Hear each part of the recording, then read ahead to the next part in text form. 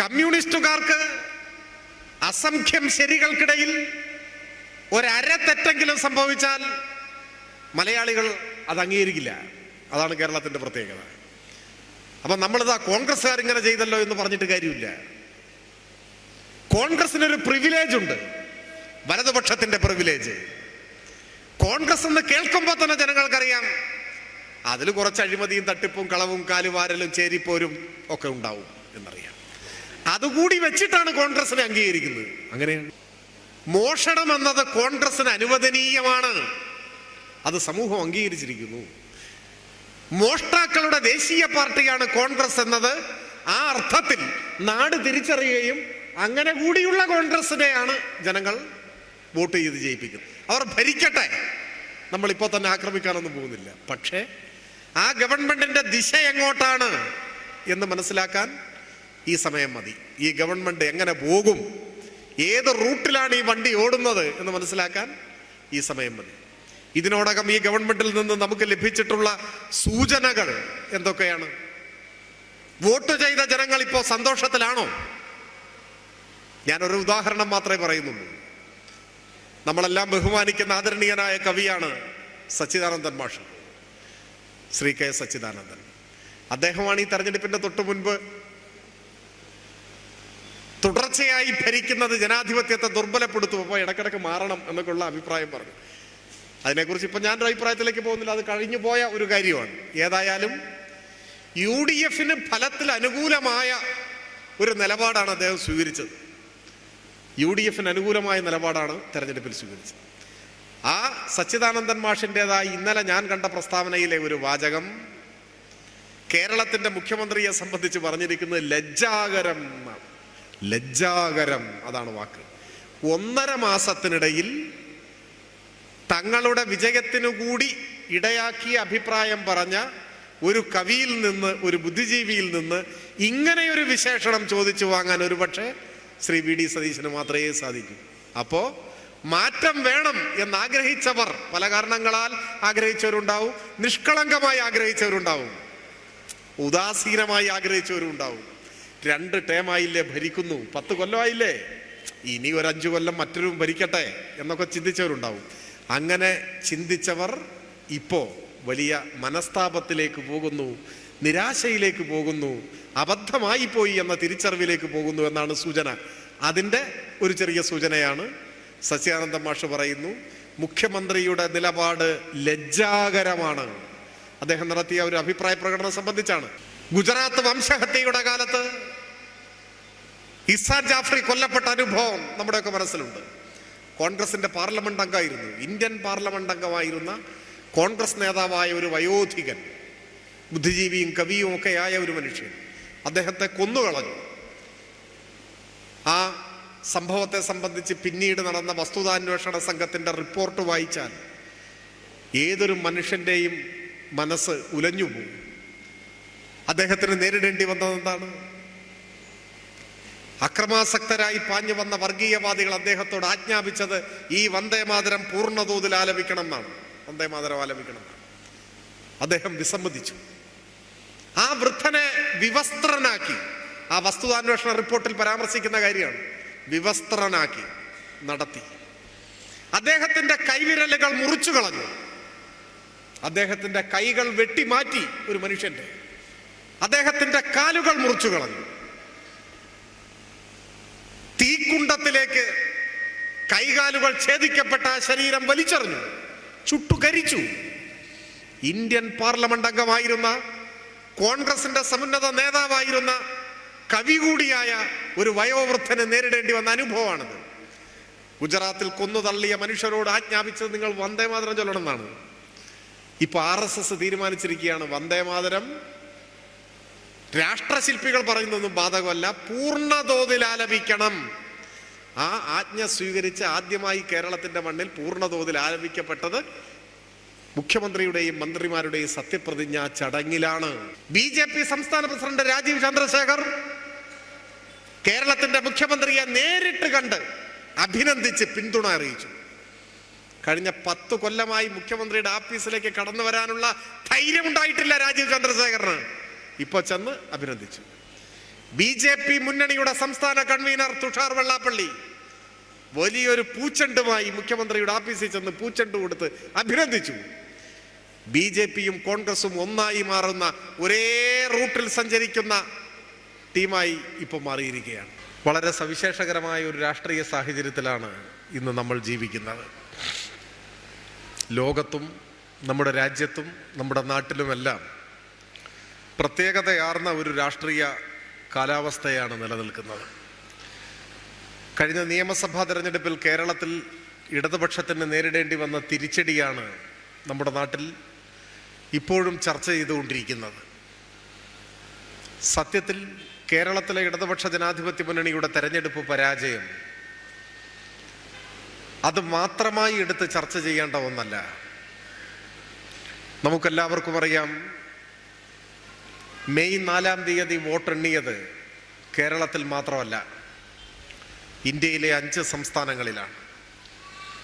കേരളത്തോടൊപ്പം നമ്മുടെ രാജ്യത്തെ 5 സംസ്ഥാനങ്ങളിൽ തെരഞ്ഞെടുപ്പ് നടന്നു. ബംഗാളിലും തമിഴ്നാട്ടിലും ആസാമിലും പോണ്ടിച്ചേരിയിലും കേരളത്തോടൊപ്പം തെരഞ്ഞെടുപ്പ് നടന്നു.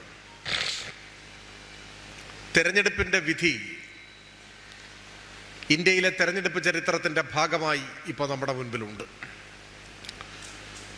കേരളത്തിൽ ഇടതുപക്ഷ ജനാധിപത്യ മുന്നണി പരാജയപ്പെട്ടു എന്നത് നമ്മളെല്ലാം സംബന്ധിച്ചിടത്തോളം ഒട്ടും ആഹ്ലാദിപ്പിക്കുന്ന ഒരു ഫലമല്ല എന്നിരിക്കെ തന്നെ, കേരളത്തിലെ തെരഞ്ഞെടുപ്പ് മാത്രമല്ല, 5 സംസ്ഥാനങ്ങളിലെ നിയമസഭാ തെരഞ്ഞെടുപ്പും ഇന്ത്യയിലെ മതനിരപേക്ഷ ജനാധിപത്യ ശക്തികളെ സംബന്ധിച്ച് ഒട്ടും ആശാവഹമല്ല എന്ന കാര്യം പ്രത്യേകിച്ച് പറയേണ്ടതില്ല. അതിൽ തന്നെ കേന്ദ്ര ഗവൺമെന്റിന്റെ വിദ്വേഷ രാഷ്ട്രീയത്തെ ശക്തിയായി പ്രതിരോധിച്ചിരുന്ന, മതനിരപേക്ഷ അടിത്തറയിൽ ചുവടുറപ്പിച്ചു നിന്ന് നമ്മുടെ രാജ്യത്തെ തെറ്റായ ദിശയിൽ നയിക്കുന്ന കേന്ദ്ര സർക്കാരിനെതിരെ മതനിരപേക്ഷ അടിത്തറയിൽ ചുവടുറപ്പിച്ചു നിന്ന് പ്രതിരോധം തീർത്തിരുന്നവർ, മതനിരപേക്ഷതയുടെ ശബ്ദമുയർത്തിയവർ, 3 സംസ്ഥാന ഗവൺമെന്റുകൾ ശ്രദ്ധേയമായ നിലപാട് സ്വീകരിച്ചു. ആ 3 സംസ്ഥാന ഗവൺമെന്റുകൾക്കും തിരിച്ചടി നേരിട്ടു. തമിഴ്നാട്ടിലും ബംഗാളിലും ഗവൺമെന്റിന് നേതൃത്വം കൊടുത്ത മുഖ്യമന്ത്രിമാർ അവരവരുടെ മണ്ഡലങ്ങളിൽ പരാജയപ്പെട്ടു. കേരളത്തിൽ അങ്ങനെ ഉണ്ടായില്ല. ചുരുക്കി പറഞ്ഞാൽ, കേന്ദ്ര സർക്കാരിൻ്റെ ജനവിരുദ്ധ നയങ്ങൾക്കും മതനിരപേക്ഷത തകർക്കുന്ന നയങ്ങൾക്കും എതിരെ ഉയർന്ന പ്രതിരോധത്തിൻ്റെ ശബ്ദം ഈ 3 സംസ്ഥാനങ്ങളിൽ ഇല്ലാതെയായി എന്നതാണ് ചുരുക്കം. ആസാമിലും പോണ്ടിച്ചേരിയിലും സംഘപരിവാർ ശക്തികൾ തന്നെ സ്വാധീനം നിലനിർത്തുകയും ചെയ്തു. ചുരുക്കി പറഞ്ഞാൽ, കേന്ദ്ര സർക്കാരിനെ സംഘപരിവാർ വർഗീയ ശക്തികളെ സന്തോഷിപ്പിക്കുന്ന തെരഞ്ഞെടുപ്പ് ഫലമാണ് രാജ്യത്തെമ്പാടും ഉണ്ടായത്. അതിൻ്റെ ഭാഗമായി വേണം കേരളത്തിലെ തെരഞ്ഞെടുപ്പ് റിസൾട്ടിനെയും കാണാൻ. ഒറ്റതിരിഞ്ഞല്ല നമുക്ക് കാണാനാവുക. കേരളത്തിലെ തെരഞ്ഞെടുപ്പ് പരാജയം ഇടതുപക്ഷ ജനാധിപത്യ മുന്നണിയെ സംബന്ധിച്ചിടത്തോളം ഇതോടുകൂടി ലോകം അവസാനിച്ചു എന്ന നിലയിലല്ല നമ്മൾ ഇതിനെ കാണുന്നത്. ഇതിനു മുൻപും പരാജയങ്ങൾ നേരിട്ട അനുഭവം നമുക്കുണ്ട്. ഓരോ പരാജയത്തിനും അതിൻ്റെതായ പ്രത്യേകതകളുമുണ്ട്, ആ കാര്യത്തിൽ സംശയമില്ല. കേരള നിയമസഭാ തെരഞ്ഞെടുപ്പുകളുടെ ചരിത്രമെടുത്താൽ വിജയങ്ങളെക്കാൾ കൂടുതൽ പരാജയങ്ങൾ നേരിടേണ്ടി വന്നവരാണ് നാം. 57-ലെ ആദ്യ തെരഞ്ഞെടുപ്പിൽ ജയിച്ചു, ഗവൺമെന്റ് ഉണ്ടായി. കേരളത്തിൻ്റെ ചരിത്രത്തിൽ ഒരു പുതിയ ദിശ നിർണയിക്കപ്പെട്ട ഭരണപരിഷ്കാരങ്ങൾക്ക് നേതൃത്വം കൊടുത്ത ഗവൺമെന്റ് ആയിരുന്നു അത്. കുടിയൊഴിപ്പിക്കൽ നിരോധന നിയമം യാഥാർത്ഥ്യമായി. ആ നിയമമാണ് പിന്നീട് സമഗ്ര ഭൂപരിഷ്കരണ നിയമമായി വികസിച്ചത്. ഞാൻ ആ ചരിത്ര വിശദാംശങ്ങളിലേക്ക് ഇപ്പോൾ പോകുന്നില്ല. സൂചിപ്പിക്കാൻ ആഗ്രഹിച്ചത്, കുടിയൊഴിപ്പിക്കൽ നിരോധന നിയമമെന്ന കേരളത്തിൻ്റെ ജാതകം തിരുത്തിക്കുറിച്ച മഹത്തായ നിയമനിർമ്മാണം, ലക്ഷോപലക്ഷം വരുന്ന, തലചായ്ക്കാൻ ഒരു തുണ്ട് ഭൂമി സ്വന്തമായിട്ടില്ലാതിരുന്ന ഒരു നിസ്വവർഗം ഭൂമിയുടെ അവകാശികളായി മാറിയ നിയമനിർമ്മാണത്തിൻ്റെ തുടക്കം, ആധുനിക കേരളത്തിന്റെ ആദ്യത്തെ ചുവട് വെച്ചത് അവിടെ നിന്നാണ്. ആ ഗവൺമെന്റ് വിമോചന സമരത്തെ തുടർന്ന് ഭൂരിപക്ഷമുള്ള ഗവൺമെന്റിനെ കേന്ദ്ര സർക്കാർ ഭരണഘടന ദുരുപയോഗം ചെയ്ത് പിരിച്ചുവിട്ടതിന് കാലം സാക്ഷിയാണ്.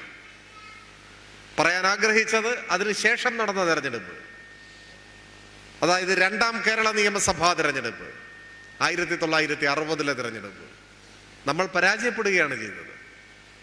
നമ്മൾ പരാജയപ്പെട്ടു. ലക്ഷക്കണക്കിന് വരുന്ന മലയാളിയുടെ ജീവിതത്തെ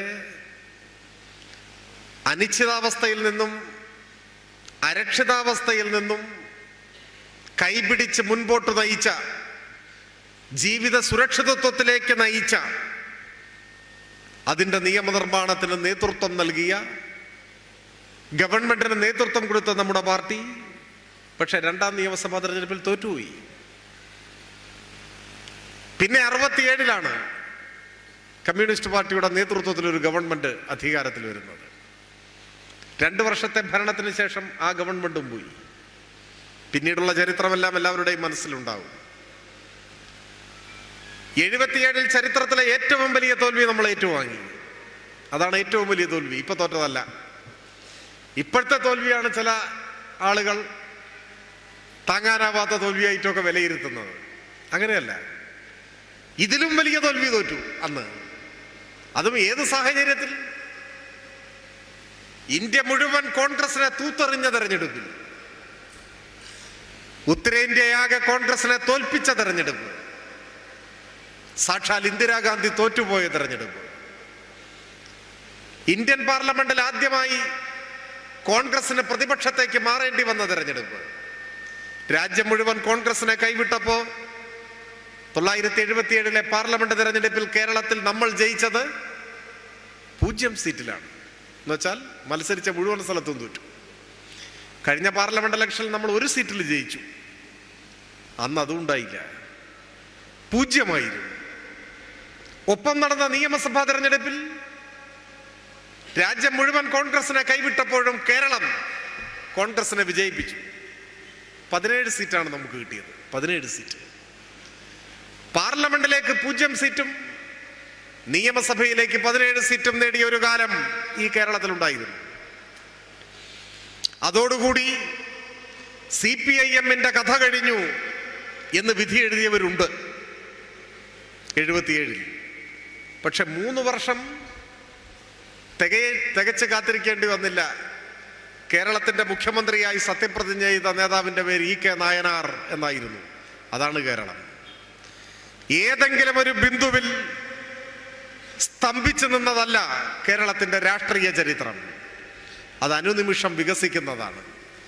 ഏതെങ്കിലും ഒരു പരാജയത്തിൽ അസ്തമിച്ചു പോകുന്നതല്ല ഇടതുപക്ഷത്തിന്റെ രാഷ്ട്രീയ പ്രസക്തി.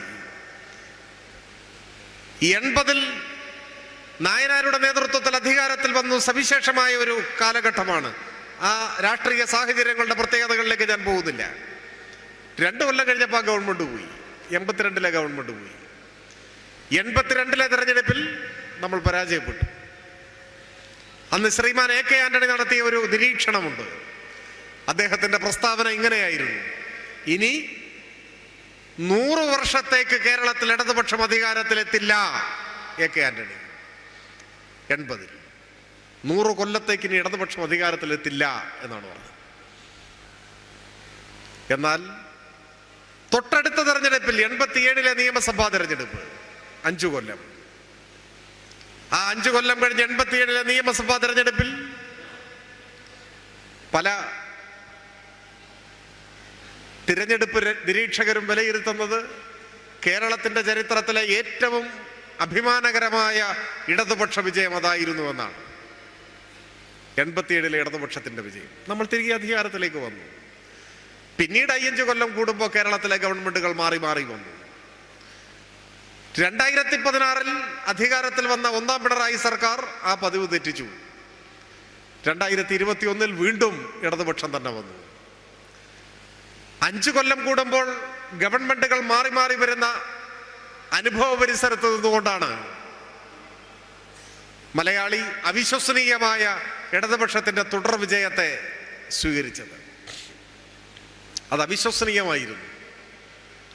എന്തൊക്കെ നല്ല കാര്യങ്ങൾ ചെയ്താലും 5 വർഷം കഴിയുമ്പോൾ ഗവൺമെന്റിനെ മാറ്റി പ്രതിഷ്ഠിക്കുന്ന ഒരനുഭവമായിരുന്നു അതുവരെ കേരളത്തിലുണ്ടായിരുന്നത്.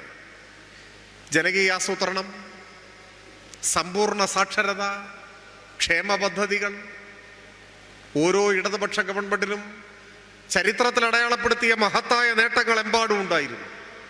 പക്ഷെ ആ ഗവൺമെന്റുകൾക്കൊന്നും തുടർച്ചയുണ്ടായില്ല. 5 വർഷം കഴിയുമ്പോൾ ഗവൺമെന്റ് മാറി. എന്നാൽ 2021 തുടർഭരണം കിട്ടി.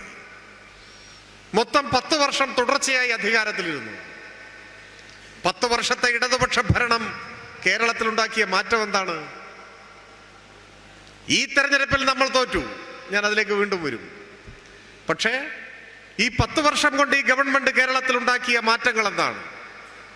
ഒരു പരാജയത്തോടുകൂടി പ്രസക്തി നഷ്ടപ്പെടില്ല അതിനൊന്നും. കേരളത്തിന്റെ ചരിത്രത്തിലെ കാലവും ഓർമ്മിക്കപ്പെടുന്ന മഹത്തായ നേട്ടങ്ങൾ, മുന്നേറ്റങ്ങൾ, പുതിയ ചുവടുവയ്പ്പുകൾ ഈ 10 വർഷം കൊണ്ടുണ്ടായി. അത് വിസ്മരിക്കാനാവില്ല. എല്ലാ കാര്യങ്ങളും എടുത്ത് ഇപ്പോൾ വിശദീകരിക്കേണ്ട ആവശ്യമില്ല, സമയവുമില്ല. പക്ഷെ ചിലത് നാം കാണണം.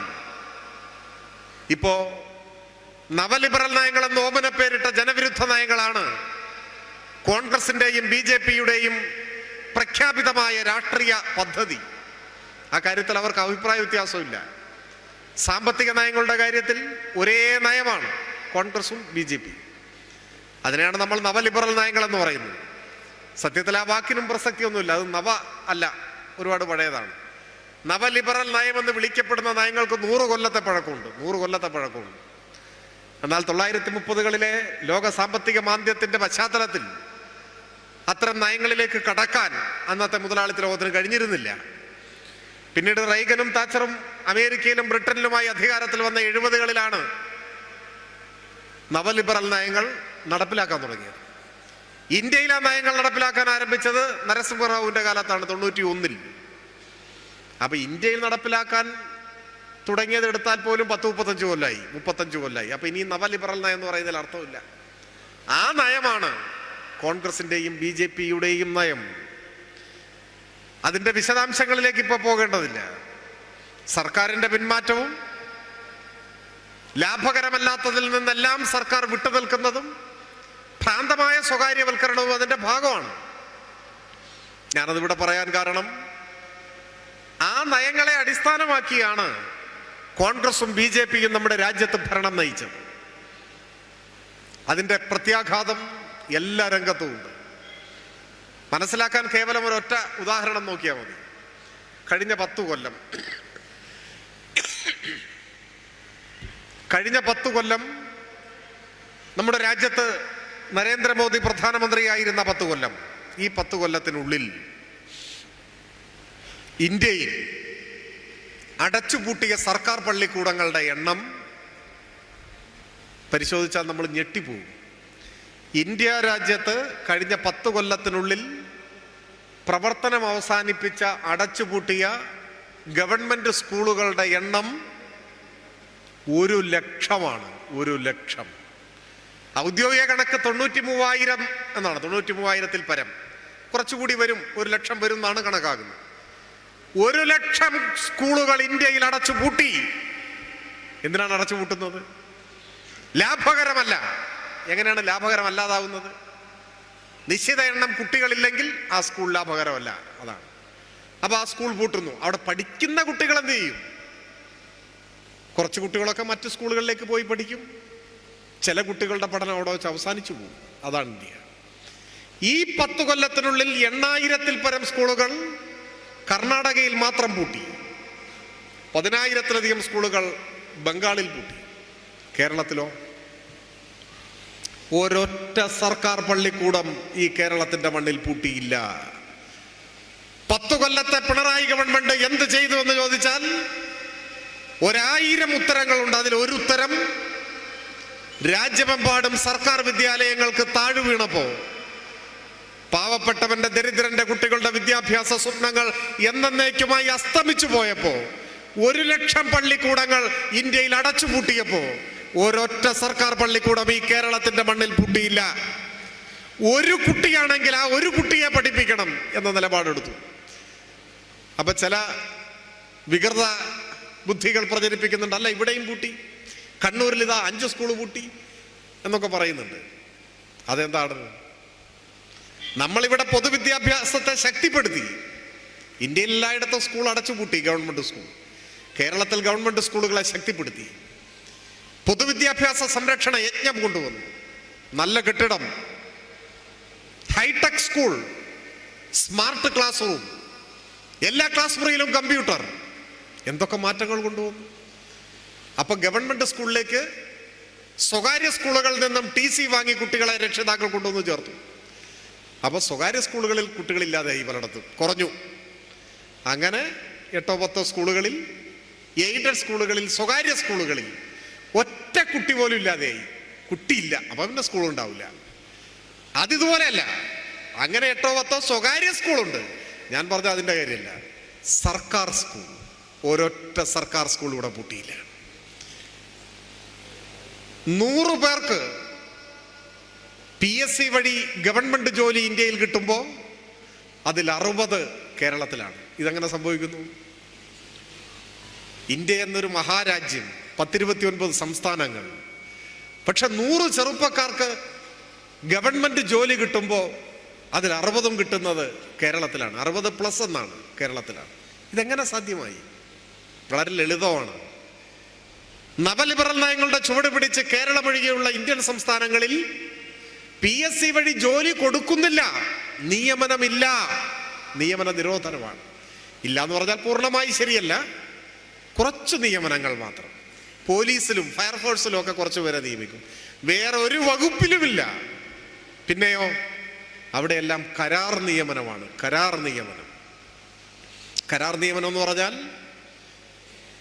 ആധുനിക അടിമത്തത്തിന്റെ ഓമനപ്പേരാണ് കരാർ നിയമനം. ആധുനിക അടിമത്തമാണ്. ഒരു സേവന വേതന മര്യാദകളുമില്ലാത്ത, തൊഴിൽ സുരക്ഷിതത്വമില്ലാത്ത, പെൻഷൻ ഇല്ലാത്ത, ന്യായമായ അവധിയില്ലാത്ത അടിമവേലയാണ്. നാളെ ജോലിക്ക് വരണ്ട എന്ന് പറഞ്ഞാൽ ഇല്ല ജോലി. ഇത്രയും കാലം നമ്മളിതൊക്കെ പ്രസംഗിക്കുമ്പോൾ പലരും കുറച്ച് അതിശോക്തിയായിരിക്കുമെന്നൊക്കെ കരുതിയവരുണ്ട്. എന്നാൽ ഇന്നത്തെ പത്രം വായിച്ചാൽ കാര്യം പോക്കാണ്. നമ്മുടെ എറണാകുളത്ത് ഒരു ആഗോള ബഹുരാഷ്ട്ര കമ്പനി 800 പേരോ മറ്റോ ജോലി ചെയ്തതാണ്. രാവിലെ ജോലിക്ക് എല്ലാവരും എത്തിയപ്പോൾ അവരോട് പറഞ്ഞു ഇനി വരണ്ട, കഴിഞ്ഞു ജോലി. ഇന്ത്യൻ തൊഴിൽ മന്ത്രാലയം എടുത്ത തീരുമാനം, ഇനി ഇന്ത്യൻ പൊതുമേഖലയിൽ അത്തരം ജോലി മതി. ഏത്? കരാർ ജോലി മതി. ഇഷ്ടമുള്ളപ്പോൾ പിരിച്ചുവിടാം, തുച്ഛമായ വേതനം, ആധുനിക അടിമത്തം, അടിമവേല. അതാണ്. കേരളത്തിലോ? കേരളത്തിൽ PSC വഴി 10 വർഷത്തിനിടയിൽ 3 ലക്ഷം യുവതി യുവാക്കൾക്ക് ഇവിടെ സർക്കാർ ജോലി കിട്ടി. പിണറായി സർക്കാർ 1ഉം 2ഉം ഗവൺമെന്റിന്റെ കാലത്ത് 3 ലക്ഷം യുവതി യുവാക്കൾ 10 വർഷത്തിനിടയിൽ സർക്കാർ ഉദ്യോഗസ്ഥരായി മാറി. ഇന്ത്യയിൽ മറ്റെവിടെയും ഇതില്ല.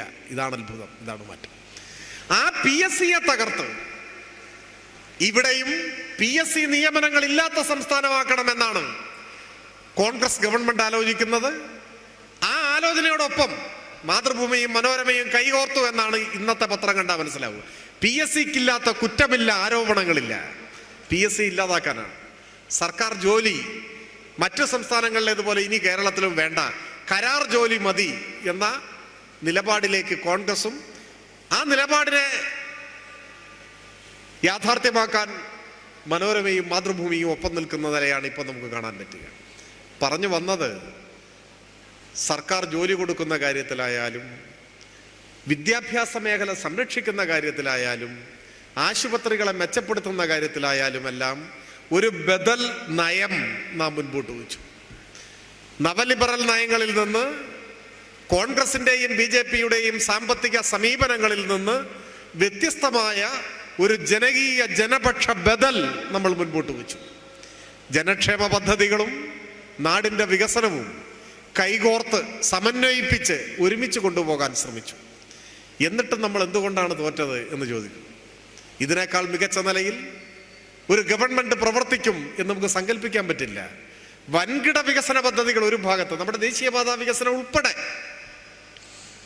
ഇന്ന് നമ്മോടൊപ്പം ഇല്ലാത്ത മുൻ മുഖ്യമന്ത്രി ബഹുമാന്യനായ ശ്രീ ഉമ്മൻചാണ്ടി മുഖ്യമന്ത്രി ആയിരുന്നപ്പോൾ ദേശീയപാത വികസനം അസാധ്യം എന്ന് തീർപ്പ് കൽപ്പിച്ച് ആ ഫയൽ മടക്കി പദ്ധതി ഉപേക്ഷിച്ചതല്ലേ?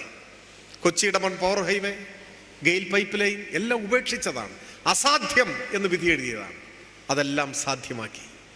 അസാധ്യമെന്ന് UDF വിലയിരുത്തിയ വൻകിട വികസന പദ്ധതികൾ യാഥാർത്ഥ്യമായി. മൺമറഞ്ഞു പോയ പദ്ധതികൾക്ക് പുതുജീവൻ പകർന്നു നൽകി.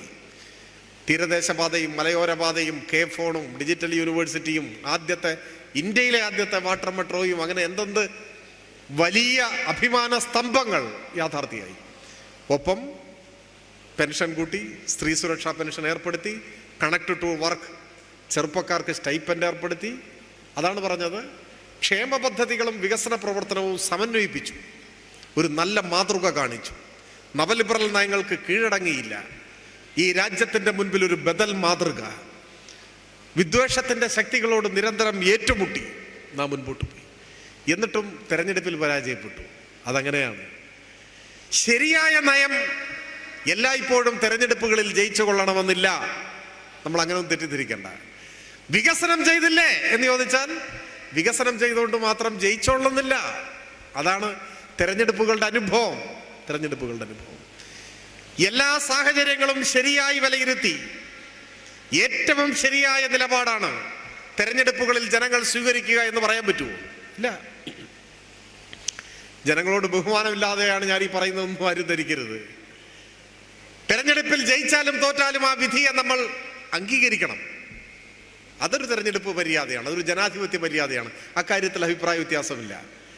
തെരഞ്ഞെടുപ്പിൽ നാം മത്സരിക്കുന്നുവെങ്കിൽ തെരഞ്ഞെടുപ്പ് പരാജയമായാലും വിജയമായാലും നമ്മളത് സ്വീകരിക്കാൻ ബാധ്യതപ്പെട്ടവരാണ്. നമ്മൾ സ്വീകരിക്കുന്നു. ഈ ജനവിധി അംഗീകരിക്കുന്നു, ഒരു സംശയവുമില്ല. നമ്മൾ അംഗീകരിക്കുന്നു. ഈ പരാജയം നമ്മൾ ഏറ്റുവാങ്ങുന്നു, അതിൻ്റെ യാതൊരു സംശയവുമില്ല. അതെന്തുകൊണ്ടാണ്? ഈ വിധി സമഗ്രവും ശരിയായതുമായ ഒരു വിധിയാണ് എന്നതുകൊണ്ടാണോ? അങ്ങനെയൊന്നും കരുതരുത്. അങ്ങനെയാണെങ്കിൽ ജനവിധി ഒരിക്കലും തെറ്റുപറ്റാത്തതാണ്, അതാണ് ആത്യന്തികമായ ശരി എന്നാരെങ്കിലും ധരിക്കുന്നുണ്ടെങ്കിൽ ആ ധാരണ നമുക്കില്ല. എന്തുകൊണ്ടില്ല? അങ്ങനെയല്ല വസ്തുത എന്നതുകൊണ്ട് തന്നെ. അങ്ങനെയാണെങ്കിലോ, ഇപ്പൊ കഴിഞ്ഞ 3 പാർലമെന്റ് ഇലക്ഷൻ കഴിഞ്ഞു ഇവിടെ ഇന്ത്യയിൽ. 3 തെരഞ്ഞെടുപ്പിലും നരേന്ദ്രമോദിയുടെ നേതൃത്വത്തിൽ സംഘപരിവാരം ജയിച്ചു. BJP മുന്നണി ജയിച്ചു അല്ലേ? അവർ ജയിച്ചു 3 തെരഞ്ഞെടുപ്പിലും. ആ 3 തെരഞ്ഞെടുപ്പിലെയും പാർലമെന്റ് തെരഞ്ഞെടുപ്പിലെയും ജനവിധി ഇന്ത്യൻ മതനിരപേക്ഷതയെ ശക്തിപ്പെടുത്തുന്നതാണോ? നമ്മുടെ രാജ്യത്തിന് അഭിമാനകരമാണോ? തീർത്തും ഉചിതമായ ജനവിധിയാണോ? അങ്ങനെയാണെന്ന് പറയാൻ നമുക്ക് സൗകര്യമില്ല. എന്തുകൊണ്ടല്ല? അങ്ങനെ അല്ലാത്തത് കൊണ്ട് തന്നെ. പക്ഷെ ആ ജനവിധിയായും നാം സ്വീകരിക്കും, അംഗീകരിക്കും. എന്തുകൊണ്ട്? നമ്മൾ തെരഞ്ഞെടുപ്പിൽ മത്സരിച്ചവരാണ്. ജനാധിപത്യ പ്രക്രിയയിൽ പങ്കാളിയാകുന്നുവെങ്കിൽ ജനവിധി എന്തു തന്നെയായാലും അത് സ്വീകരിക്കാനും അംഗീകരിക്കാനും നമുക്ക് ബാധ്യതയുണ്ട്. അതുകൊണ്ട് നരേന്ദ്രമോദിയുടെ ജയത്തെയും കഴിഞ്ഞ നിയമസഭാ തെരഞ്ഞെടുപ്പിലെ കോൺഗ്രസിന്റെ ജയത്തെയും നമ്മൾ അംഗീകരിക്കുന്നു, അംഗീകരിക്കാതിരിക്കുന്നില്ല. ഇപ്പൊ മമതാ ബാനർജി പറഞ്ഞല്ലോ, ഈ തെരഞ്ഞെടുപ്പ് വിധി ഞാൻ അംഗീകരിക്കുന്നില്ല, ഞാൻ രാജിവെക്കില്ല എന്ന് പറഞ്ഞു മുഖ്യമന്ത്രി സ്ഥാനത്ത്. അങ്ങനെ പറഞ്ഞു. നിങ്ങൾ ഓർക്കുന്നോ എനിക്കറിയില്ല. ഞാൻ രാജിവെക്കാൻ തയ്യാറല്ല, ഈ വിധി ഞാൻ അംഗീകരിക്കുന്നില്ല എന്നാണ് പറഞ്ഞത്. മറ്റു വിധത്തിൽ അങ്ങനെ പറഞ്ഞ മാന്യന്മാർ വേറെയുണ്ട്. രാഹുൽ ഗാന്ധി എന്താ പറഞ്ഞത്? ബംഗാൾ ആസാം നിയമസഭാ തെരഞ്ഞെടുപ്പിന്റെ ഫലം പുറത്തു വന്നപ്പോ രാഹുൽ ഗാന്ധി പറഞ്ഞത് ഈ വിധി അംഗീകരിക്കുന്നില്ല, ഇത് വോട്ട് ചോരിയാണെന്നാ പറഞ്ഞത്, ഇത് വോട്ട് കൊള്ളയാണ്, ഞങ്ങൾ അംഗീകരിക്കുന്നില്ല എന്നാ പറഞ്ഞു. മമതാ ബാനർജി പറഞ്ഞ് ഞാൻ രാജിവെക്കില്ല, ഞാൻ മുഖ്യമന്ത്രി തന്നെയാണെന്നാ പറഞ്ഞത്. നമ്മൾ അങ്ങനെയൊന്നും പറയുന്നില്ല. തീർച്ചയായും അസ്വീകാര്യമായ ഒരു വിധിയാണെങ്കിലും തെരഞ്ഞെടുപ്പിൽ പങ്കാളിയാവുന്ന കാലത്തോളം തെരഞ്ഞെടുപ്പ് വിധികളെ നമ്മൾ അംഗീകരിക്കും. ആ വിധി രാജ്യത്തെ ജനാധിപത്യ മുന്നേറ്റങ്ങൾക്ക്, മതനിരപേക്ഷ അടിത്തറയ്ക്ക് വെല്ലുവിളി ഉയർത്തുന്നതാണെങ്കിലും ആ വിധിയെ സ്വീകരിക്കാതെ തരവില്ല, അംഗീകരിക്കാതെ തരവില്ല. ഇന്ത്യയിലെ ജനസാമാന്യം മതനിരപേക്ഷ മൂല്യങ്ങൾക്ക് വില കൽപ്പിച്ചുകൊണ്ടുള്ള വിധിയെഴുത്തിലേക്ക് ഇന്നല്ലെങ്കിൽ നാളെ വരും എന്ന് നമ്മൾ പ്രതീക്ഷിക്കുന്നു, അതിനുവേണ്ടി പരിശ്രമിക്കുന്നു. ഈ ജനവിധി അത്തരത്തിലുള്ള തിളക്കമാർന്ന ഒരു ജനവിധിയല്ല എന്ന് നാം തിരിച്ചറിയുമ്പോഴും ജനാധിപത്യ പ്രക്രിയയിൽ പങ്കാളികൾ എന്ന നിലയിൽ നമ്മൾ അതിനെ അംഗീകരിക്കുന്നു. കേരളത്തിലെ നിയമസഭാ തെരഞ്ഞെടുപ്പിലെ ജനവിധിയും നമ്മൾ അംഗീകരിക്കുന്നു, സ്വീകരിക്കുന്നു, ഒരു സംശയവുമില്ല. എന്നാൽ സ്വാഗതം ചെയ്യപ്പെടേണ്ട ജനവിധിയാണോ എന്ന് ഈ നാട് ഭാവിയിൽ തീരുമാനിക്കട്ടെ, ചർച്ച ചെയ്യട്ടെ. അത് ഈ ജനവിധി കൊണ്ട് കേരളത്തിന് എന്തൊക്കെ അനുഭവങ്ങൾ ഉണ്ടാകുന്നു, എന്തൊക്കെ മാറ്റങ്ങൾ ഉണ്ടാകുന്നു എന്നതിൻ്റെ കൂടി അടിസ്ഥാനത്തിൽ വിലയിരുത്തപ്പെടേണ്ടതാണ്. ഒപ്പം നേരത്തെ പറഞ്ഞ വികസന പ്രവർത്തനങ്ങൾക്കും ക്ഷേമത്തിനുമെല്ലാം നേതൃത്വം കൊടുക്കുമ്പോൾ തന്നെ ജനങ്ങൾക്ക് അസ്വീകാര്യമായിട്ടുള്ള കുറവുകൾ ചിലപ്പോൾ നമ്മുടെ ഭാഗത്തുണ്ടായിട്ടുണ്ടാവാം. അതും പരിശോധിക്കാൻ നമുക്ക് ബാധ്യതയുണ്ട്. തുറന്ന മനസ്സോടെ അത്തരം പരിശോധനയും CPIM നടത്തിക്കൊണ്ടിരിക്കുകയാണ്. നമ്മുടെ ഭാഗത്ത് എന്തെങ്കിലും വീഴ്ചകൾ സംഭവിച്ചു പോയോ? വീഴ്ചകൾ പറ്റാത്ത വിഭാഗമാണ് നമ്മൾ എന്ന മേനി നടിക്കൽ നമുക്കില്ല. നമുക്കും വീഴ്ച പറ്റാം. ചിലപ്പോൾ മനസ്സറിയാതെ തെറ്റുകൾ സംഭവിച്ചു പോയിട്ടുണ്ടാവാം. ചിലപ്പോൾ നല്ല ഉദ്ദേശത്തോടു കൂടി ചെയ്യുന്നൊരു കാര്യം വിപരീത ഫലമുണ്ടാക്കിയിട്ടുണ്ടാവാം. 1000 ശരികൾ ചെയ്യുന്നതിനിടയിൽ ഒരു അര തെറ്റ് ചിലപ്പോൾ സംഭവിച്ചിട്ടുണ്ടാവാം. അത് ചിലപ്പോൾ ജനങ്ങൾ അംഗീകരിച്ചു കൊള്ളണമെന്നില്ല. അതിലങ്ങനെ കേരളത്തിൽ അങ്ങനെ ഒരു പ്രത്യേകതയുണ്ട്. എങ്ങനെ? കമ്മ്യൂണിസ്റ്റുകാർക്ക് അസംഖ്യം ശരികൾക്കിടയിൽ ഒരര തെറ്റെങ്കിലും സംഭവിച്ചാൽ മലയാളികൾ അത് അംഗീകരിക്കില്ല. അതാണ് കേരളത്തിന്റെ പ്രത്യേകത. അപ്പൊ നമ്മളിതാ കോൺഗ്രസ്സുകാർ ഇങ്ങനെ ചെയ്തല്ലോ എന്ന് പറഞ്ഞിട്ട് കാര്യമില്ല. കോൺഗ്രസിനൊരു പ്രിവിലേജ് ഉണ്ട്, വലതുപക്ഷത്തിന്റെ പ്രിവിലേജ്. കോൺഗ്രസ് എന്ന് കേൾക്കുമ്പോൾ തന്നെ ജനങ്ങൾക്കറിയാം അതിൽ കുറച്ച് അഴിമതിയും തട്ടിപ്പും കളവും കാലുവാരലും ചേരിപ്പോരും ഒക്കെ ഉണ്ടാവും എന്നറിയാം. അതുകൂടി വെച്ചിട്ടാണ് കോൺഗ്രസിനെ അംഗീകരിക്കുന്നത്. അങ്ങനെയാണ്. ഭൂരിപക്ഷം കിട്ടിയിട്ട് മുഖ്യമന്ത്രിയെ തെരഞ്ഞെടുക്കാൻ 2 ആഴ്ച എടുത്തില്ലേ? തെരുവിൽ എന്തൊരു കലാപമായിരുന്നു. പുതിയൊരു സമരരൂപം കേരളം കണ്ടില്ലേ? ഇന്ന് വരെ കാണാത്തൊരു സമരരൂപം. അതെന്താണ്? ഇഷ്ടമില്ലാത്ത നേതാവിന്റെ ഫ്ലെക്സ് അടിച്ചിട്ട് അതിൽ തുപ്പുക. അങ്ങനെ നിങ്ങൾ എവിടെയെങ്കിലും കേട്ടിട്ടുണ്ടോ? കോലം കത്തിക്കുന്നൊക്കെ കേട്ടിട്ടുണ്ട്. ഫ്ലെക്സിൽ തുപ്പൽ ഒരു സമരം വന്നില്ലേ? ജനങ്ങൾക്ക് വല്ല പ്രശ്നമുണ്ടോ? കോൺഗ്രസ് അല്ലേ, അതൊക്കെ ഉണ്ടാവും എന്നാണ്. വയനാട് മുണ്ടക്കൈ ദുരന്തം സംഭവിച്ചപ്പോ ദുരന്ത ബാധിതരെ വീട് വെച്ചു നൽകി സഹായിക്കുമെന്ന് പറഞ്ഞ് കോൺഗ്രസ് പണം പിരിച്ചു. കോടാനുകോടി പിരിച്ചു, മുഴുവൻ മോഷ്ടിച്ചു. അവസാനം ഇത് ചർച്ചയായപ്പോ വയനാട്ടിലൊരു തറക്കല്ലിട്ടു വീടിന്. ഈ നിമിഷം വരെ ആ തറക്കല്ലിന്റെ മേലെ ഒരു കല്ല് വെച്ചിട്ടില്ല. വീട് പണി തുടങ്ങിയ പ്രശ്നമേ ഇല്ല, തുടങ്ങുന്ന പ്രശ്നമേ ഇല്ല. മാധ്യമപ്രവർത്തകരോട് ഇന്നത്തെ മുഖ്യമന്ത്രി അന്ന് പറഞ്ഞു പണി തുടങ്ങി എന്ന് പറഞ്ഞു. നിങ്ങൾ പോയി നോക്കുന്നൊക്കെ പറഞ്ഞു വെല്ലുവിളിച്ചു. സംഭവമേ ഉണ്ടായിട്ടില്ല. അപ്പൊ ഇതൊക്കെ ചർച്ച ചെയ്തുകൊണ്ടിരിക്കുന്ന ഒരു ഘട്ടത്തിൽ കോൺഗ്രസിന്റെ ഒരു സ്നേഹിതൻ എന്നോട് പറഞ്ഞു, നിങ്ങൾ ഇനി ഇത് അധികം പറയാതിരിക്കുന്നതാണ് നല്ലത്. ഞാൻ ചോദിച്ചു അതെന്താണ്? മറ്റൊന്നും കൊണ്ടുമല്ല, ജനങ്ങൾക്കിടയിൽ അതൊന്നും വില പോവില്ല. ഞാൻ ചോദിച്ചു അതെന്താണ്? അത് മറ്റൊന്നും കൊണ്ടുമല്ല, കോൺഗ്രസ് ഇപ്പോൾ വീട് വെച്ച് നൽകാമെന്ന് പറഞ്ഞ് പണം പിരിച്ചു, വെച്ച് നൽകിയിട്ടില്ല എന്നല്ലേ നിങ്ങൾ പ്രചരിപ്പിക്കുന്നത്, നിങ്ങൾ പ്രസംഗിക്കുന്നത്? അതെ, ഞങ്ങളങ്ങനെ വീട് വെച്ച് നൽകുമെന്ന് ജനങ്ങൾ പ്രതീക്ഷിക്കുന്നില്ല. നിങ്ങളത് മനസ്സിലാക്കൂ എന്ന് അദ്ദേഹം പറഞ്ഞു. ഒരർത്ഥത്തിൽ സത്യമല്ലേ? ഞങ്ങൾ പണം പിരിച്ചു എന്നുള്ളത് ശരി, പക്ഷെ ഞങ്ങൾ അതുകൊണ്ട് വീട് വെച്ച് നൽകുമെന്ന് ജനങ്ങൾ പ്രതീക്ഷിക്കുന്നില്ല. അങ്ങോട്ട് പ്രതീക്ഷയില്ല. നിങ്ങൾ പറയുന്നു ഇപ്പൊ തറക്കല്ലിട്ടുക മാത്രമേ ചെയ്തുള്ളൂ എന്ന്. സാധാരണ ഞങ്ങൾ തറക്കല്ലിടാറില്ല. ഇത് ആ നിലയ്ക്കൊരു പുതിയ കാര്യമാണ്. തറക്കല്ലിടുമെന്ന് പോലും ജനം പ്രതീക്ഷിച്ചിട്ടില്ല. ഞങ്ങൾ തറക്കല്ലെങ്കിലും ഇട്ടു, അപ്പൊ ഒരു നല്ല കാര്യം തന്നെയായിരുന്നു. അദ്ദേഹം വെറുതെ പറഞ്ഞതല്ല. കേരളത്തിലെ കോൺഗ്രസിന്റെ എക്കാലത്തെയും തലമുതിർന്ന നേതാക്കളിൽ ഒരാളായിരുന്നു ശ്രീ കെ കരുണാകരൻ. അദ്ദേഹം വിട പറഞ്ഞിട്ട് എത്ര വർഷമായി? 4 തവണ അദ്ദേഹത്തിന് സ്മാരകം നിർമ്മിക്കാൻ വേണ്ടിയിട്ട് കോൺഗ്രസ് കേരളത്തിനകത്തും ഇന്ത്യക്ക് പുറത്തും പൈസ പിരിച്ചു. ഗൾഫ് നാടുകളിലും പോയിട്ട് കോടിക്കണക്കിന് രൂപ സമാഹരിച്ചു. ഒരു തറക്കല്ല് പോലും ഇട്ടിട്ടില്ല. ഇപ്പൊ വയനാട്ടിൽ തറക്കല്ലിട്ട് അദ്ദേഹം പറഞ്ഞത് ശരിയാണ്, തറക്കല്ല് പോലും ഇട്ടിട്ടില്ല. ഏതെങ്കിലും മാധ്യമത്തിന് ഇതൊരു പ്രശ്നമായി തോന്നിയിട്ടുണ്ടോ? കേരളത്തിൽ ഏതെങ്കിലും ഒരു ബുദ്ധിജീവി മരിച്ചുപോയൊരു നേതാവിന്റെ പേരിൽ ഇങ്ങനെ ചെയ്യുന്നത് ശരിയായില്ല എന്ന് പറഞ്ഞിട്ടുണ്ടോ? ഇല്ല. 5ാം തവണ ഇനി പിരിക്കാൻ പോവാണ്. 5ാം വട്ടം സ്മാരകം ഉണ്ടാക്കാൻ പിരിക്കാൻ പോവാണ്. 5ാം തവണ പിരിക്കുമ്പോ ആ പിരിവിന് ചെല്ലുമ്പോ സംഭാവന കൊടുക്കുന്നവർക്ക് തന്നെ അറിയാം ഒരു കൊല്ലം കഴിഞ്ഞാൽ 6ാം തവണ പിരിക്കാൻ വരും. അത് അറിഞ്ഞുകൊണ്ടാണ് പൈസ കൊടുക്കുന്നത്. ഇത് കരുണാകരന് മാത്രമുണ്ടായ ദൗർഭാഗ്യമല്ല. ലീലാ ദാമോദര മേനോൻ, കെ എ ദാമോദര മേനോൻ, പനമ്പള്ളി ഗോവിന്ദ മേനോൻ, കോൺഗ്രസിന്റെ എല്ലാ നേതാക്കളുടെയും സ്ഥിതി ഇതാണ്. ഇതിനൊക്കെ പണസമാഹരണം നടത്തി, ഒന്നും യാഥാർത്ഥ്യമായിട്ടില്ല. അപ്പോ മോഷണം എന്നത് കോൺഗ്രസിന് അനുവദനീയമാണ്, അത് സമൂഹം അംഗീകരിച്ചിരിക്കുന്നു. മോഷ്ടാക്കളുടെ ദേശീയ പാർട്ടിയാണ് കോൺഗ്രസ് എന്നത് ആ അർത്ഥത്തിൽ നാട് തിരിച്ചറിയുകയും അങ്ങനെ കൂടിയുള്ള കോൺഗ്രസിനെയാണ് ജനങ്ങൾ വോട്ട് ചെയ്ത് ജയിപ്പിക്കുന്നത്. എന്നാൽ ഇത് കണ്ടിട്ട് ഏതെങ്കിലും ഒരു പ്രദേശത്ത് ഒരു പാർട്ടി കമ്മിറ്റിയിൽ ഒന്ന് കണക്ക് വെക്കാൻ ഒരിത്തിരി വൈകിയാലോ അത് ജനങ്ങൾ സ്വീകരിക്കില്ല. കോൺഗ്രസ് ഇത്രയെല്ലാം ചെയ്തില്ലേ എന്ന് പറയാൻ നമുക്ക് അവകാശമില്ല. കാരണം എന്താണ്? ജനങ്ങളുടെ മുൻപാകെ കോൺഗ്രസ് അല്ല CPIM എന്ന് നമ്മളും മനസ്സിലാക്കിക്കൊള്ളണം.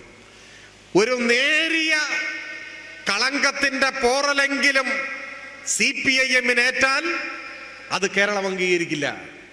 ആ കാര്യത്തിൽ നമ്മൾ സങ്കടപ്പെടേണ്ട കാര്യവുമില്ല, നിരാശപ്പെടേണ്ട കാര്യമില്ല. എന്താണ്? തെറ്റുകളുടെ പടുകുഴിയിൽ ആണ്ടിറങ്ങി നിൽക്കുമ്പോഴും കോൺഗ്രസിന് നിങ്ങൾ വോട്ട് ചെയ്യുന്നില്ലേ എന്ന ചോദ്യം അപ്രസക്തമാണ്. കോൺഗ്രസ് അങ്ങനെയൊക്കെ ആവാം, നിങ്ങൾ അങ്ങനെ ആവരുത് എന്നാണ് കേരളം പറയുന്നത്. അതിന്റെ മറ്റൊരർത്ഥം എന്താണ്? മറ്റുള്ള രാഷ്ട്രീയ പാർട്ടികളെല്ലാം തട്ടിപ്പും അഴിമതിയും തെറ്റായ സമീപനങ്ങളും ആ പാർട്ടികളിലെല്ലാം കൊടികുത്തി വാഴുമ്പോഴും കാട്ടുപുല്ലുകൾക്കിടയിലെ കർപ്പൂരമുല്ല എന്ന പോലെ സ്ഫടിക സമാനമായ സുതാര്യതയോടെ നീതിബോധത്തോടെ ഏറ്റവും ഉന്നതമായ നിലയിൽ കളങ്കലേശമില്ലാതെ കളങ്ക സ്പർശമില്ലാതെ CPIM നിലനിൽക്കണം എന്ന് നാട് ആഗ്രഹിക്കുന്നുവെന്ന് പറഞ്ഞാൽ അത് നമുക്കുള്ള അംഗീകാരമാണ്, CPM-നുള്ള അംഗീകാരമാണ്. നമ്മളിൽ ഇങ്ങനെയൊന്നും ഉണ്ടാവാൻ പാടില്ല, ഒരു നേരിയ വ്യതിയാനം പോലും ഉണ്ടാവാൻ പാടില്ല. അത് നമ്മളും ശരിയായി മനസ്സിലാക്കിക്കൊള്ളണം. അതുകൊണ്ട് നമുക്ക് ചുറ്റുമുള്ളവർ അവരെ നമ്മൾ മാതൃകയാക്കാനുള്ളതല്ല. നേരിയൊരു പെശക് പോലും നമുക്ക് സംഭവിക്കാനും പാടില്ല. അത് കേരളീയ സമൂഹം അങ്ങനെ ആഗ്രഹിക്കുന്നു എന്നത് നമുക്കുള്ള ഒരു അംഗീകാരമാണ് എന്ന തിരിച്ചറിവും നമുക്കുണ്ടാവേണ്ടതുണ്ട്. അപ്പൊ ഞാൻ പറഞ്ഞത് ആ ജാഗ്രതയോടുകൂടി വേണം നാം രാഷ്ട്രീയ ഉത്തരവാദിത്വങ്ങൾ ഏറ്റെടുക്കാൻ. അപ്പോൾ നമ്മുടെ ഭാഗത്തും ചിലപ്പോൾ ചെറിയ പോരായ്മകളോ പെശകുകളോ തെറ്റുകളോ ഒക്കെ വന്നിട്ടുണ്ടാവും. നമ്മളും മനുഷ്യരല്ലേ. അപ്പൊ ആ പരിശോധനയും ഇതിന്റെ കൂടെ നമ്മൾ നടത്തും. നമുക്കെന്തെങ്കിലും പിശക് പറ്റിയിട്ടുണ്ടെങ്കിൽ അത് തിരുത്താനുള്ള ആർജവം നമ്മൾ കാണിക്കും. ധീരമായി പിശകുകൾ തിരുത്തും. ജനങ്ങൾക്കിടയിൽ വല്ല തെറ്റിദ്ധാരണയും വന്നിട്ടുണ്ടെങ്കിലോ അവരെ തിരുത്തിക്കുന്നതിന് അവർക്കിടയിൽ അവരോടൊപ്പം വാശിയോടെ പ്രവർത്തിക്കും. ജനങ്ങൾക്കിടയിൽ വ്യാമോഹങ്ങൾ വന്നിട്ടുണ്ടെങ്കിൽ അതവരെ ബോധ്യപ്പെടുത്തും. അങ്ങനെ ജനങ്ങൾക്കിടയിൽ അവരിലൊരാളായി ഓരോ കമ്മ്യൂണിസ്റ്റുകാരനും അവർക്കിടയിൽ ഉണ്ടായ തെറ്റിദ്ധാരണകളും വ്യാമോഹങ്ങളും പരിഹരിക്കാനും ഒപ്പം നമുക്കെന്തെങ്കിലും പിശക് പറ്റിയിട്ടുണ്ടെങ്കിൽ അത് തിരുത്താനും കരുത്തു കാണിച്ചാണ് ഈ കാലഘട്ടത്തിൽ നാം മുൻപോട്ട് പോവുക. അങ്ങനെ മുൻപോട്ട് പോകുമ്പോൾ ഏറ്റവും അടുത്ത അവസരത്തിൽ തന്നെ കേരളത്തിലെ ബഹുഭൂരിപക്ഷം വരുന്ന ജനങ്ങളുടെ പിന്തുണ ആർജിക്കാൻ നമുക്കാവും എന്ന കാര്യത്തിൽ ഒരു സംശയവും ആർക്കും വേണ്ട. എന്തുകൊണ്ട് വേണ്ട? ഇപ്പൊ 1.5 മാസമായിട്ടേ ഉള്ളൂ പുതിയ ഗവൺമെന്റ് വന്നിട്ട്. ഇന്ന് 5 അല്ലേ, ജൂലൈ 5. രാഘവേട്ടൻ വിട പറഞ്ഞത് ജൂലൈ 5-നാണ്. ഇന്നലെ ആയപ്പോൾ വോട്ട് എണ്ണിയിട്ട് 2 മാസം തികഞ്ഞു. പക്ഷെ ആദ്യത്തെ 2 ആഴ്ച മുഖ്യമന്ത്രി ലഹളയ്ക്ക് വേണ്ടി പോയി. അത് കഴിഞ്ഞിട്ടാണല്ലോ സത്യപ്രതിജ്ഞ ചെയ്തത്. അപ്പോൾ 1.5 മാസമായിട്ടേ ഉള്ളൂ. 1.5 മാസം ഒരു ഗവൺമെന്റിനെ വിലയിരുത്താനുള്ള സമയമല്ല, ആയിട്ടില്ല. അവർ ഭരിക്കട്ടെ, നമ്മളിപ്പോൾ തന്നെ ആക്രമിക്കാനൊന്നും പോകുന്നില്ല. പക്ഷേ ആ ഗവൺമെന്റിന്റെ ദിശ എങ്ങോട്ടാണ് എന്ന് മനസ്സിലാക്കാൻ ഈ സമയം മതി. ഈ ഗവൺമെന്റ് എങ്ങനെ പോകും, ഏത് റൂട്ടിലാണ് ഈ വണ്ടി ഓടുന്നത് എന്ന് മനസ്സിലാക്കാൻ ഈ സമയം മതി. ഇതിനോടകം ഈ ഗവൺമെന്റിൽ നിന്ന് നമുക്ക് ലഭിച്ചിട്ടുള്ള സൂചനകൾ എന്തൊക്കെയാണ്? വോട്ട് ചെയ്ത ജനങ്ങൾ ഇപ്പോൾ സന്തോഷത്തിലാണോ? ഞാനൊരു ഉദാഹരണം മാത്രമേ പറയുന്നുള്ളൂ. നമ്മളെല്ലാം ബഹുമാനിക്കുന്ന ആദരണീയനായ കവിയാണ് സച്ചിദാനന്ദൻ മാഷ്, ശ്രീ കെ സച്ചിദാനന്ദൻ. അദ്ദേഹമാണ് ഈ തെരഞ്ഞെടുപ്പിന്റെ തൊട്ടു മുൻപ് തുടർച്ചയായി ഭരിക്കുന്നത് ജനാധിപത്യത്തെ ദുർബലപ്പെടുത്തും, അപ്പോൾ ഇടക്കിടക്ക് മാറണം എന്നൊക്കെയുള്ള അഭിപ്രായം പറഞ്ഞു. അതിനെക്കുറിച്ച് ഇപ്പം ഞാനൊരു അഭിപ്രായത്തിലേക്ക് പോകുന്നില്ല, അത് കഴിഞ്ഞു പോയ ഒരു കാര്യമാണ്. ഏതായാലും UDF ഫലത്തിൽ അനുകൂലമായ ഒരു നിലപാടാണ് അദ്ദേഹം സ്വീകരിച്ചത്. UDF അനുകൂലമായ നിലപാടാണ് തെരഞ്ഞെടുപ്പിൽ സ്വീകരിച്ചത്. ആ സച്ചിദാനന്ദൻ മാഷിൻ്റെതായി ഇന്നലെ ഞാൻ കണ്ട പ്രസ്താവനയിലെ ഒരു വാചകം കേരളത്തിന്റെ മുഖ്യമന്ത്രിയെ സംബന്ധിച്ച് പറഞ്ഞിരിക്കുന്നത് ലജ്ജാകരം എന്നാണ്. ലജ്ജാകരം, അതാണ് വാക്ക്. 1.5 മാസത്തിനിടയിൽ തങ്ങളുടെ വിജയത്തിനു കൂടി ഇടയാക്കിയ അഭിപ്രായം പറഞ്ഞ ഒരു കവിയിൽ നിന്ന്, ഒരു ബുദ്ധിജീവിയിൽ നിന്ന് ഇങ്ങനെയൊരു വിശേഷണം ചോദിച്ചു വാങ്ങാൻ ഒരുപക്ഷെ ശ്രീ VD സതീശന് മാത്രമേ സാധിക്കൂ. അപ്പോ മാറ്റം വേണം എന്നാഗ്രഹിച്ചവർ, പല കാരണങ്ങളാൽ ആഗ്രഹിച്ചവരുണ്ടാവും, നിഷ്കളങ്കമായി ആഗ്രഹിച്ചവരുണ്ടാവും, ഉദാസീനമായി ആഗ്രഹിച്ചവരുണ്ടാവും. 2 ടേമായില്ലേ ഭരിക്കുന്നു, 10 കൊല്ലമായില്ലേ, ഇനി ഒരു 5 കൊല്ലം മറ്റൊരു ഭരിക്കട്ടെ എന്നൊക്കെ ചിന്തിച്ചവരുണ്ടാവും. അങ്ങനെ ചിന്തിച്ചവർ ഇപ്പോ വലിയ മനസ്താപത്തിലേക്ക് പോകുന്നു, നിരാശയിലേക്ക് പോകുന്നു, അബദ്ധമായി പോയി എന്ന തിരിച്ചറിവിലേക്ക് പോകുന്നു എന്നാണ് സൂചന. അതിൻ്റെ ഒരു ചെറിയ സൂചനയാണ് സച്ചിദാനന്ദ മാഷ് പറയുന്നു. മുഖ്യമന്ത്രിയുടെ നിലപാട് ലജ്ജാകരമാണ്. അദ്ദേഹം നടത്തിയ ഒരു അഭിപ്രായ പ്രകടനം സംബന്ധിച്ചാണ്. ഇതര സംസ്ഥാന തൊഴിലാളികളെ ഞാൻ അതിന്റെ വിശദാംശങ്ങളിലേക്ക് പോകുന്നില്ല. എല്ലാ സൂചനകളും അതാണ്. സംഘപരിവാരവുമായി കൈകോർക്കുന്നു, കേരളത്തിന്റെ മതനിരപേക്ഷ പാരമ്പര്യത്തെ വെല്ലുവിളിക്കുന്നു. വന്ദേമാതരം പൂർണ്ണതോതിൽ ആലപിക്കപ്പെടുന്നു ആദ്യമായി കേരളത്തിന്റെ മണ്ണിൽ സത്യപ്രതിജ്ഞാ ചടങ്ങിൽ. അതിനെന്താ തകരാറ്? വന്ദേമാതരത്തിന് ഒരു തകരാറുമില്ല. എന്നാൽ വന്ദേമാതരത്തിലെ ചില വരികൾ ഇന്ത്യയിലെ ബഹുസ്വരതയെ, വൈവിധ്യത്തെ പ്രതിഫലിപ്പിക്കുന്നതല്ല എന്ന കാരണത്താൽ നമ്മുടെ രാഷ്ട്രശില്പികൾ, ഭരണഘടനാ ശില്പികൾ ഒക്കെ സ്വാതന്ത്ര്യലബ്ധിയുടെ സമയത്ത് കൂട്ടായി എടുത്ത തീരുമാനമാണ് ദേശീയ ഗീതമായി കണക്കാക്കുന്ന വന്ദേമാതരത്തിൻ്റെ ആദ്യ ഭാഗം ആലപിച്ചാൽ മതി. പൂർണ്ണതോതിൽ ആലപിക്കുന്നത് നമ്മുടെ രാജ്യത്ത് ചിലപ്പോൾ ചില പ്രയാസങ്ങൾ സൃഷ്ടിച്ചേക്കും. അതുകൊണ്ട് ആദ്യ ഭാഗം മതി എന്നാണ് തീരുമാനം. അതങ്ങനെ പാലിച്ചു പോരുകയാണ്. എന്നാൽ ഇടക്കാലത്ത് വന്ദേമാതരം സംഘപരിവാർ ശക്തികൾ ഇഷ്ടമില്ലാത്തവരെ കൊന്നൊടുക്കാനുള്ള ഒരായുധമായി പരിഗണിച്ചു, ഒരായുധമായി സ്വീകരിച്ചു. ഇന്ന് വന്ദേമാതരം എന്ന് പറഞ്ഞാൽ ഒരു ദേശീയ ഗീതം മാത്രമല്ല, വർഗീയവാദികളുടെ കയ്യിലെ ഒരു ആയുധമാണ്. ഗുജറാത്ത് വംശഹത്യയുടെ കാലത്ത് ഇസാ ജാഫ്രി കൊല്ലപ്പെട്ട അനുഭവം നമ്മുടെയൊക്കെ മനസ്സിലുണ്ട്.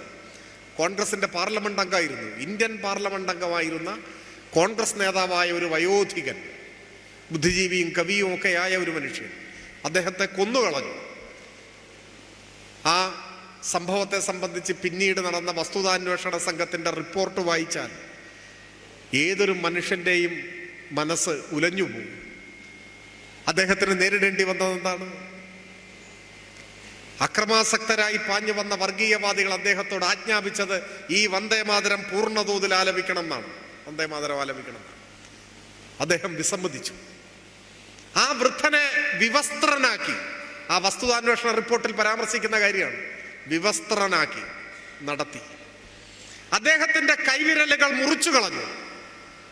അദ്ദേഹത്തിന്റെ കൈകൾ വെട്ടിമാറ്റി. ഒരു മനുഷ്യന്റെ അദ്ദേഹത്തിന്റെ കാലുകൾ മുറിച്ചു കളഞ്ഞു. തീക്കുണ്ടത്തിലേക്ക് കൈകാലുകൾ ഛേദിക്കപ്പെട്ട ആ ശരീരം വലിച്ചെറിഞ്ഞു, ചുട്ടുകരിച്ചു. ഇന്ത്യൻ പാർലമെന്റ് അംഗമായിരുന്ന, കോൺഗ്രസിന്റെ സമുന്നത നേതാവായിരുന്ന, കവി കൂടിയായ ഒരു വയോവൃദ്ധനെ നേരിടേണ്ടി വന്ന അനുഭവമാണിത്. ഗുജറാത്തിൽ കൊന്നു തള്ളിയ മനുഷ്യരോട് ആജ്ഞാപിച്ചത് നിങ്ങൾ വന്ദേമാതരം ചൊല്ലണം എന്നാണ്. ഇപ്പൊ RSS തീരുമാനിച്ചിരിക്കുകയാണ്, വന്ദേമാതരം രാഷ്ട്രശില്പികൾ പറയുന്നതൊന്നും ബാധകമല്ല, പൂർണ്ണതോതിൽ ആലപിക്കണം. ആ ആജ്ഞ സ്വീകരിച്ച് ആദ്യമായി കേരളത്തിന്റെ മണ്ണിൽ പൂർണ്ണതോതിൽ ആലപിക്കപ്പെട്ടത് മുഖ്യമന്ത്രിയുടെയും മന്ത്രിമാരുടെയും സത്യപ്രതിജ്ഞാ ചടങ്ങിലാണ്.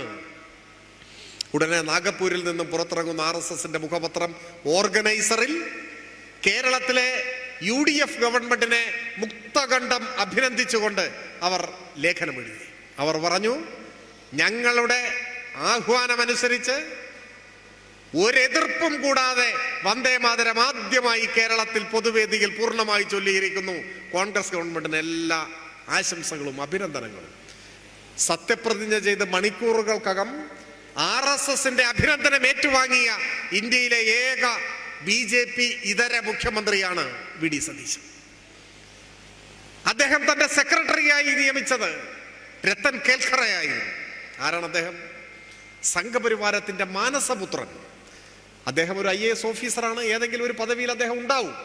പക്ഷെ മുഖ്യമന്ത്രിയുടെ സെക്രട്ടറി ആക്കണോ എന്നതാണ് ചോദ്യം. ഈ പേര് ഇതിനു മുമ്പ് നമ്മൾ എപ്പോഴാണ് ശ്രദ്ധിച്ചത്? തെരഞ്ഞെടുപ്പ് കമ്മീഷണറായിരുന്നപ്പോ തെരഞ്ഞെടുപ്പ് കമ്മീഷന്റെ ഓഫീസിൽ നിന്നും വിതരണം ചെയ്ത സർക്കുലറിൽ BJP സംസ്ഥാന കമ്മിറ്റിയുടെ സീല് പതിച്ചിരിക്കുകയാണ്. ഇന്ത്യ ഞെട്ടിയ അനുഭവമില്ല. ഇലക്ഷൻ കമ്മീഷന്റെ ഓഫീസ് BJPയുടെ ഓഫീസാക്കി മാറ്റിയ സ്വയം സേവകൻ ആ ആളെ തെരഞ്ഞുപിടിച്ച സ്വന്തം സെക്രട്ടറി ആക്കിയിരിക്കുകയാണ്. നിഷ്കളങ്കമായി വന്നതല്ല. പുതിയ സർക്കാരിന്റെ നയപ്രഖ്യാപനം നിയമസഭയിൽ മുഴങ്ങി. കേന്ദ്ര സർക്കാരിനെതിരെ ഒരു വാക്കുപോലുമില്ല. നമുക്ക് അവകാശപ്പെട്ട 1,00,000 കോടിയോളം രൂപ കേന്ദ്ര സർക്കാർ പിടിച്ചു വച്ചിരിക്കുകയാണ് അന്യായമായി. ഒരു വിമർശനവുമില്ല. 10 കൊല്ലത്തിന് ശേഷം കേന്ദ്ര വിമർശനമില്ലാത്ത നയപ്രഖ്യാപനം. ഉടനെ BJP സംസ്ഥാന കമ്മിറ്റിയുടെ പ്രതികരണം വന്നു. ഈ നയപ്രഖ്യാപനം ഞങ്ങളുടേതാണ്. ഏത്? ഞങ്ങളുടെ പ്രകടന പത്രിക പകർത്തിയെടുത്തതാണ്. ഞങ്ങൾക്ക് ഇതിനോട് എതിർപ്പില്ല. ഞങ്ങൾ ഇതിനെ പിന്തുണയ്ക്കുന്നു. അതാണ് പറഞ്ഞത്. BJP സംസ്ഥാന പ്രസിഡന്റ് രാജീവ് ചന്ദ്രശേഖർ കേരളത്തിന്റെ മുഖ്യമന്ത്രിയെ നേരിട്ട് കണ്ട് അഭിനന്ദിച്ച് പിന്തുണ അറിയിച്ചു. കഴിഞ്ഞ 10 കൊല്ലമായി മുഖ്യമന്ത്രിയുടെ ഓഫീസിലേക്ക് കടന്നു വരാനുള്ള ധൈര്യം ഉണ്ടായിട്ടില്ല രാജീവ് ചന്ദ്രശേഖറിന്. ഇപ്പൊ ചെന്ന് അഭിനന്ദിച്ചു. BJP മുന്നണിയുടെ സംസ്ഥാന കൺവീനർ തുഷാർ വെള്ളാപ്പള്ളി വലിയൊരു പൂച്ചെണ്ടുമായി മുഖ്യമന്ത്രിയുടെ ഓഫീസിൽ ചെന്ന് പൂച്ചെണ്ട് കൊടുത്ത് അഭിനന്ദിച്ചു. BJPയും കോൺഗ്രസും ഒന്നായി മാറുന്ന ഒരേ റൂട്ടിൽ സഞ്ചരിക്കുന്ന ടീമായി ഇപ്പോൾ മാറിയിരിക്കുകയാണ്. വേറെയും 100 ഉദാഹരണം വന്നു. സർവകലാശാലകളുമായി ബന്ധപ്പെട്ടൊക്കെ ഞാനതെല്ലാം കൂടെ വിശദീകരിക്കുന്നില്ല. ഇതോടൊപ്പം സ്വജനപക്ഷപാതത്തിന്റെ, അഴിമതിയുടെ, ഭ്രാന്തമായ സ്വകാര്യവൽക്കരണത്തിന്റെ, വിഴിഞ്ഞത്ത് നിന്ന് വിൽപ്പന ആരംഭിക്കാൻ പോകുന്നതിന്റെ, തുറമുഖങ്ങൾ, വിമാനത്താവളങ്ങൾ എല്ലാം വിൽക്കാൻ പോവുകയാണ്. ഒപ്പം സ്ത്രീ സുരക്ഷാ പദ്ധതിയും കണക്ട് ടു വർക്കും എല്ലാം ഇല്ലാതായതിന്റെ, ലൈഫ് ഇനി ആ പദ്ധതി ഇല്ല. 5 ലക്ഷം പേർക്കാണ് വീട് കിട്ടിയിരുന്നത്. ഇനി അങ്ങനെ ഒരു പദ്ധതി ഉണ്ടാവില്ല. ഇന്നത്തെ മാതൃഭൂമിയുടെ വാരാന്ത പതിപ്പിൽ VD സതീശനുമായുള്ള ഒരു ഇന്റർവ്യൂ കൊടുത്തിട്ടുണ്ട്. മാതൃഭൂമിയുടെ അവകാശവാദം ഏറ്റവും ആഴമുള്ള ഇന്റർവ്യൂ എന്നാണ്. അങ്ങനെയുള്ള പല വിശേഷണങ്ങളും ഇനി നമ്മൾ കേൾക്കേണ്ടി വരും. ആ ആഴമുള്ള ഇന്റർവ്യൂവിൽ അദ്ദേഹം നെഹ്റുവിനെ കുറിച്ച് ആദരവോടെ പറയുന്നുണ്ട്. നെഹ്റുവിയൻ കമ്മ്യൂണിസ്റ്റ് എന്നാണ് നെഹ്റുവിയൻ സോഷ്യലിസ്റ്റ് എന്നാണ് അദ്ദേഹത്തെ വിശേഷിപ്പിക്കുന്നത്.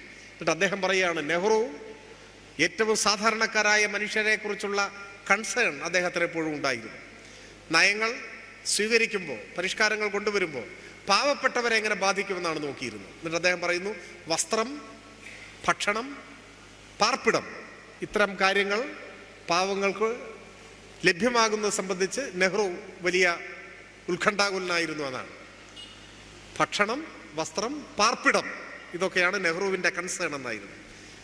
കേരളത്തിൽ 5 ലക്ഷം പേർക്ക് പാർപ്പിടം ഒരുക്കിയ ലൈഫ് പദ്ധതി ഇനി വേണ്ട, ഇനി അങ്ങനെ സർക്കാർ വീട് വെച്ച് കൊടുത്തിട്ട് അതിൽ കിടന്നുറങ്ങണ്ട എന്ന തീരുമാനം എടുത്തിട്ടാണ് മാതൃഭൂമിയുടെ ഇന്റർവ്യൂവിൽ വന്നിരുന്ന് നെഹ്റുവിന് ഇങ്ങനെയൊക്കെ വലിയ ചിന്താഗതി ഉണ്ടായിരുന്നു എന്ന് പറയുന്നു. ഇങ്ങനെയുള്ള പലതും ഇനി നമ്മൾ കാണേണ്ടി വരും. ഞാൻ കൂടുതൽ ദീർഘിപ്പിക്കുന്നില്ല. നമ്മുടെ കാലം ഏറെ പ്രത്യേകതകളാർന്ന ഒരു കാലമാണ്. വലിയ വെല്ലുവിളികൾ നിറയുന്ന ഒരു കാലമാണ്. ഈ രാജ്യത്തിന് തന്നെ മരണവാറണ്ടൊരുക്കുന്ന മതനിരപേക്ഷതയുടെ ശത്രുക്കൾ രാജ്യഭാരം കയ്യേൽക്കുകയും അവർ ഇന്ത്യ എന്ന വൈവിധ്യത്തെ ദുർബലപ്പെടുത്താൻ ശ്രമിക്കുകയും ആ മതനിരപേക്ഷതയ്ക്ക് നേരെ വരുന്ന ആക്രമണങ്ങളെ ഒരു ദുർബലമായ വാക്കുകൊണ്ട് പോലും പ്രതിരോധിക്കാൻ തങ്ങളില്ലെന്ന് പറയുന്ന ഒരു ഭരണ സംവിധാനം കേരളത്തിൽ യാഥാർത്ഥ്യമാവുകയും ചെയ്ത ഒരു ഘട്ടത്തിലാണ് നമ്മൾ ജീവിക്കുന്നത്. കോൺഗ്രസും BJPയും സാമ്പത്തിക നയങ്ങളുടെ കാര്യത്തിൽ മാത്രമല്ല, സകല നയങ്ങളുടെയും കാര്യത്തിൽ ഒരേ തൂവൽ പക്ഷികളാണെന്ന് വ്യക്തമായ സൂചന തന്നു കഴിഞ്ഞ ഒരു സന്ദർഭത്തിലാണ് നമ്മളിവിടെ നിൽക്കുന്നത്. ജനങ്ങളാവട്ടെ ഏത് സന്ദർഭത്തിലും തെറ്റിദ്ധാരണകൾക്ക് വശംവദരാകാൻ ഇടയുണ്ട് എന്ന് അനുഭവത്തിലൂടെ ബോധ്യപ്പെട്ട ഒരു സാഹചര്യം കൂടി നമ്മുടെ മുൻപിലുണ്ട്. ഇത്തരം സാഹചര്യങ്ങളെയെല്ലാം ഗൗരവമായി തന്നെ എടുത്ത് നേരത്തെ സൂചിപ്പിച്ചതുപോലെ കൂടുതൽ ശ്രമകരമായ രാഷ്ട്രീയ ഉത്തരവാദിത്വ നിർവഹണം, ജനപക്ഷ രാഷ്ട്രീയം, അത് ജനങ്ങളുടെ കൂടി ബോധ്യത്തിലേക്ക് കൊണ്ടുവരാൻ നാം ശരിയായ കാര്യങ്ങൾ ചെയ്താൽ മാത്രം മതിയാവില്ല. ഇനിയുള്ള കാലത്ത് അത് എങ്ങനെ ശരിയായിരിക്കുന്നു എന്ന് ജനങ്ങളെ ബോധ്യപ്പെടുത്തുക കൂടി വേണം. ജനക്ഷേമ പ്രവർത്തനങ്ങളിൽ ഊന്നിയാൽ മാത്രം പോരാ, ആ ജനക്ഷേമ പ്രവർത്തനങ്ങൾ അനിവാര്യമാണെന്ന് ജനങ്ങളെ ബോധ്യപ്പെടുത്തുക കൂടി വേണം. ജനങ്ങളെ വിശ്വാസത്തിലെടുത്തും ജനങ്ങളുടെ വിശ്വാസം ആർജിച്ചു സംഭവിച്ച പിശകുകൾ തിരുത്താനുള്ള ആർജവം പ്രകടിപ്പിച്ചു നാം കേരളത്തിൽ കൂടുതൽ കരുത്തോടെ ആവേശത്തോടെ രാഷ്ട്രീയ ഉത്തരവാദിത്വങ്ങൾ ഏറ്റെടുത്ത് മുൻപോട്ട് പോകുമ്പോൾ തീർച്ചയായും രാഘവേട്ടൻ്റെ ഓർമ്മകൾ നമുക്ക് കരുത്തായിരിക്കും എന്ന കാര്യത്തിൽ സംശയമില്ല. അദ്ദേഹം നേരത്തെ സൂചിപ്പിച്ചതുപോലെ ഒരു പരിധിവരെ കക്ഷി രാഷ്ട്രീയത്തിന് അതീതമായി നാടിൻ്റെ ആകെ സ്നേഹാദരങ്ങൾ ഏറ്റുവാങ്ങിയ കമ്മ്യൂണിസ്റ്റ് നേതാവായിരുന്നു. ഈ നാട്ടിലെല്ലാവരുടെയും ഏറ്റവും പ്രിയങ്കരനായിരുന്നു. അതാണ് ഞാൻ പറഞ്ഞത്, ഇവിടെ ഒത്തുകൂടിയിട്ടുള്ളവരുടെ കണ്ണുകളിൽ രാഘവേട്ടനോടുള്ള സ്നേഹാദരങ്ങളുടെ തിളക്കം പ്രത്യേകമായി തന്നെ വായിച്ചെടുക്കാൻ കഴിയും. അദ്ദേഹത്തിൻ്റെ രാഷ്ട്രീയ സാമൂഹ്യ പ്രവർത്തനം, ട്രേഡ് യൂണിയൻ പ്രവർത്തനം, അതിലെല്ലാം അദ്ദേഹം കാണിച്ചു തന്ന മാതൃകകൾ, അദ്ദേഹവുമായുള്ള സംഘടനാ പ്രവർത്തനത്തിൻ്റെ ഓർമ്മകൾ തീർച്ചയായും ഈ കാലത്തെ വെല്ലുവിളികളെ നേരിടാൻ നമുക്ക് സഹായകരമാവും, നമുക്ക് തുണയായിരിക്കും എന്ന കാര്യത്തിൽ സംശയമില്ല. രാഘവേട്ടൻ്റെ ഓർമ്മകളിൽ നിന്നും ഊർജം സ്വീകരിച്ചുകൊണ്ട് ഈ കാലത്തെ വെല്ലുവിളികളെ നേരിടാൻ നമുക്കാവും എന്നാശിച്ചുകൊണ്ട് സഖാവ് രാഘവേട്ടൻ്റെ മരണമില്ലാത്ത ഓർമ്മകൾക്ക് മുൻപിൽ ഒരു പിടി രക്തപുഷ്പങ്ങൾ അർപ്പിച്ചുകൊണ്ട് ഞാൻ എൻ്റെ എളിയ വാക്കുകൾ അവസാനിപ്പിക്കുന്നു. അഭിവാദനം.